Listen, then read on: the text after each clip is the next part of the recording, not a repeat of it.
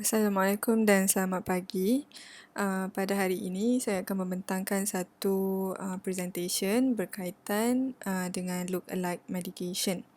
Ini adalah berkaitan dengan medication safety. Tajuk presentation saya pada pagi ini adalah look-alike medication but they are different. Presentation ni berkenaan dengan ubat look-alike di farmasi pesakit luar. So, isi kandungan presentation saya pada pagi ini, yang pertama adalah apa itu ubat look-alike. Yang kedua, faktor-faktor risiko melibatkan ubat look-alike. Yang ketiga, ubat look-alike di OPD. Dan yang terakhir adalah cara-cara mengurangkan risiko kesalahan ubat-ubatan berkaitan dengan LASA ataupun look-alike, sound-alike. So, yang pertama adalah apa itu ubat look-alike. So, ubat look-alike adalah ubat-ubat yang kelihatan serupa dari segi fizikal ubat tersebut ataupun bungkusan ubat tersebut. So, ubat-ubat yang kelihatan serupa dari segi fizikal atau bungkusan ni, dia boleh menyebabkan kekeliruan dan dapat meningkatkan risiko kesalahan ubat-ubatan. Okay, pada tahun 2011, bahagian Perkhidmatan Farmasi Kementerian Kesihatan Malaysia, dia telah menerima laporan sebanyak 300 laporan yang melibatkan kesilapan ubat-ubatan yang berkaitan dengan ubat-ubat look-alike, sound-alike ataupun lebih dikenali sebagai LASA.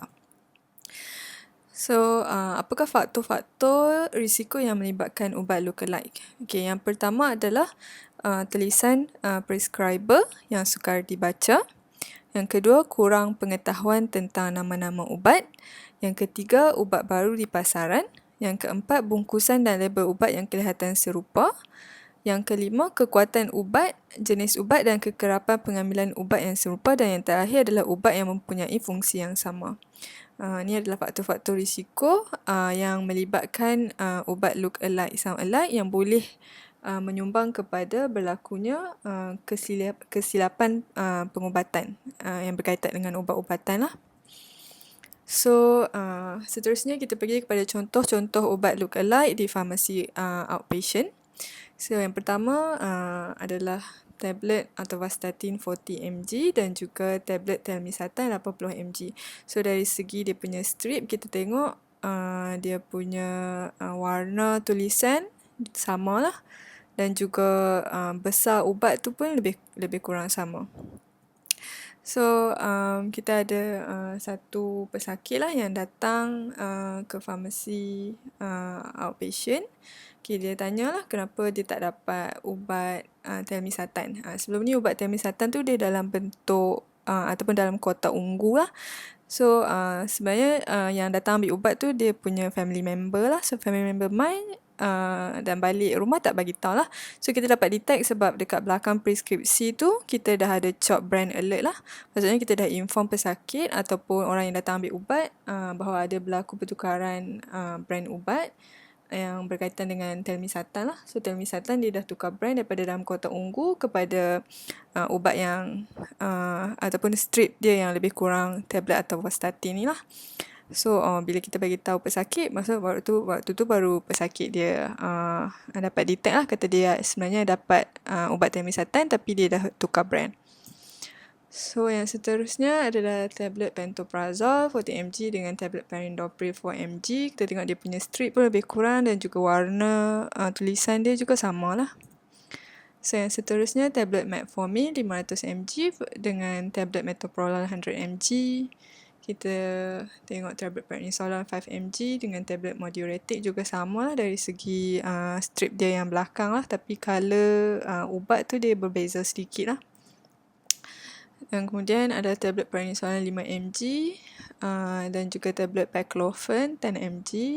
So, ni adalah daripada company yang sama lah, Doa Pharma. So, dia punya strip tu lebih kurang lah, tapi ubat dia berbeza. So, yang seterusnya adalah tablet aspirin 300 mg, 300 mg dengan tablet Glyprin 100 mg. Dia lebih kurang sama juga daripada company yang sama lah. So, seterusnya ada tablet Verapamil 40 mg dengan tablet Saligilin 5 mg. CMC eye drop dengan CMC ear drop. Okay, so seterusnya kita pergi kepada langkah-langkah pencegahan yang boleh dilakukan yang berkaitan dengan ubat look alike dari segi untuk mengurangkan kesilapan ubat-ubatan. Okay, yang pertama adalah latihan dan info. So kita boleh mengadakan satu kursus keselamatan ubat-ubatan lah, seperti yang kita dah buat sebelum ni. And then kita boleh juga buat memo ubat laser, diberikan sebagai rujukan dan boleh dipaparkan lah di unit masing-masing. Yang seterusnya, yang kedua, CQDC ataupun semak silang yang memang kita di farmasi dah buat. So semak silang ni dilaksanakan untuk memastikan ubat dan label yang betul diberikan kepada pesakit. Yang ketiga adalah EXA. So EXA ni seperti mana yang kita buat lah. Kita letak ubat yang look alike ni dia jauh sikit untuk elak kita salah ambil ubat waktu filling. Yang seterusnya, kita boleh juga melekatkan pelekat amaran look alike pada ubat-ubat look alike di bin ubat tersebut lah. Okey, yang keempat adalah semak ubat ketika dispense. So, sewaktu pendispensan, semua maklumat ubat pada preskripsi dan fizikal haruslah disemak sebelum didispense. Okey, yang seterusnya adalah ubat look alike yang berbeza dos. Contoh-contoh ubat di farmasi pesakit luar. So, kita ada tablet telmisartan 40mg versus yang 80mg. Dia punya packaging dia pun lebih kurang, cuma dia besar dia berbeza sedikit dan tulisan dia berbeza warna lah. Tablet atorvastatin 40 dengan 20mg. Tablet valsartan 160 dengan 80. Kita tengok dia sama lah dari segi dia punya kotak dia, semua sama lah, cuma dia kekuatan dia berbeza lah. Seterusnya kita ada Coralin ataupun Ivabradin 7.5mg dengan 5mg pun lebih kurang sama lah. Tablet losartan 100mg versus yang 50mg. Tablet Carvedilol 6.25mg dengan 25mg. Mycophenolate 250mg dengan 500mg. Felodipine 10mg dengan 5mg. Okey, itu saja.